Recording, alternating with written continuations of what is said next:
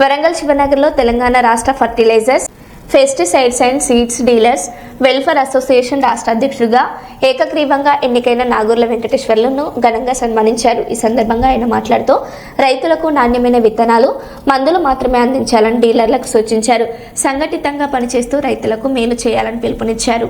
Quality విషయంలో compromise కావద్దు. నాలుగుపడిగా కంపెనీలు మరి నమ్మాలి తప్ప మనం ఏ విత్తనాన్ని కానీ ఏ పురుగు మందు కానీ ఏదైనా కూడా ట్రయల్ చూడకుండా సంకల్పంతో ఒక మాట అన్నాడు. నిజాన్ని యొక్క సహకారం ఈ అందరి యొక్క నడివంటిన ఎలా అయితే మన ఆత్మగౌరవ భవనాన్ని నిర్మించుకున్నామో కంపెనీల యొక్క ప్రొడక్ట్స్ ను ప్రమోట్ చేస్తాము అన్నటువంటి బాధ్యత ఉంది.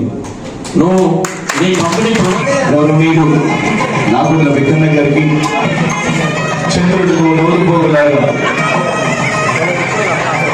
వారికి దృశ్యాలతో సత్కరిస్తున్నటువంటి శుభతరుణం, శుభవేళ. ప్రత్యేకమైనటువంటి నమ్మకుండా ఎగ్జిక్యూటివ్ బాడీ వారందరూ కూడా వేదికపైకి రావాల్సి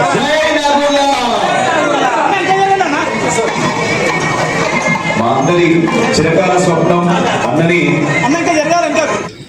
అందరికి కూడా మరి వరంగల్ జిల్లా జనరల్ సెక్రటరీ నాగరాజు గారి ఆధ్వర్యంలో బ్రహ్మాండంగా ఘనంగా సన్మానించడం జరిగింది.